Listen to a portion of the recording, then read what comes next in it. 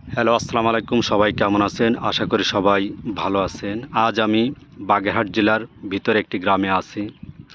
আপনারা দেখতে পাচ্ছেন আশপাশে মাছের প্রজেক্ট। এটা হচ্ছে চিংড়ি মাছের প্রজেক্ট, যা স্থানীয় ভাষায় ঘের বলে।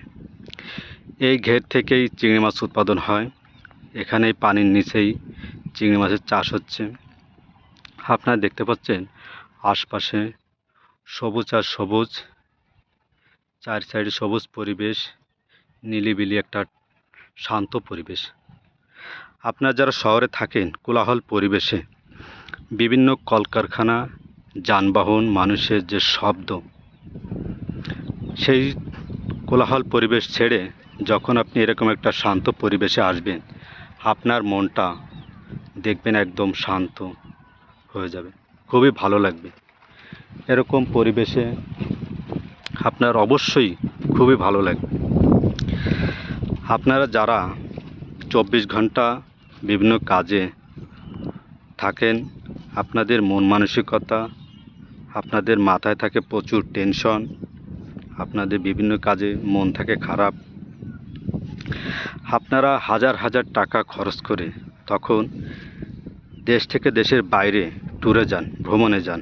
আপনারা আপনাদের মন মানসিকতাকে চেঞ্জ করতে, আপনাদের মাইন্ডসেটটাকে বদলাতে আপনারা বিভিন্ন দেশে ঘুরে বেড়ান, তাদের প্রকৃতি পরিবেশ দেখেন। আমি বলবো, যারা এরকম হাজার হাজার টাকা খরচ করে বাইরে যেতে না পারবেন, দরকার নেই আপনার বাইরে যাওয়া। আপনারা আপনাদের আশপাশে এরকম একটা নিরিবিলি পরিবেশে চলে আসুন। প্রকৃতিকে ভালোবাসুন, প্রকৃতিকে সময় দিন। এখানে এসে 5 মিনিট বসুন, দেখুন আপনার মন মানসিকতা সম্পূর্ণ চেঞ্জ হয়ে যাবে। আপনার মনে যত কষ্ট থাকুক, আপনার মাথায় যত টেনশন থাকুক, সব কিছু ইনশাল্লাহ দূর হয়ে যাবে যখন আপনি এরকম একটা পরিবেশে থাকবেন। আপনি এখানে এসে বসুন, এখানে এসে সময় দিন। আপনি সব কিছু ভুলে আপনি আপনার এই প্রকৃতিকে ভাবুন যে কীরকমভাবে এত সুন্দর পরিবেশ গড়ে উঠেছে। আল্লাহ তাআলার অপরূপ দৃশ্য, এইগুলো নিয়ে আপনি একটু ভাবুন, দেখবেন আপনার মন মানসিকতা পুরাই চেঞ্জ হয়ে যাবে, যা আপনি কল্পনা করতে পারবেন না। আপনার আশেপাশে যদি ফাঁকা জায়গা থাকে, আপনি সেখানে গাছপালা লাগান, সেখানে সময় দেন। দেখবেন ওই গাছ যখন আস্তে ধীরে ধীরে বড় হবে, দেখবেন আপনার কত ভালো লাগবে। আর যদি ফলের গাছ হয়, যদি ফল ধরে, তাইলে তো আর কথাই নেই। আপনি বাজার থেকে যখন হাজার টাকা খরচ করে ফল কিনে এনে খাবেন, আর আপনার গাছে একটা ফল ছিঁড়ে যখন খাবেন, তখন দেখবেন যে ওই হাজার টাকা খরচ করে যে ফল খেয়ে যে তৃপ্তি না পেয়েছেন, আপনার গাছের ওই একটা ফল খেয়ে তার চেয়ে বেশি তৃপ্তি পাবেন, বেশি আনন্দিত হবেন। আপনি দেখবেন আপনার মনটা ভরে যাবে। এজন্য ফলের গাছ হোক, এমনি গাছ হোক, ফাঁকা জায়গা থাকলে গাছ লাগান, পরিবেশটাকে বাঁচান। আপনারা যখন এরকম পরিবেশে আসবেন, তখন সব কিছু ভুলে শুধু এই পরিবেশটাকে নিয়ে একটু ভাবতে হবে।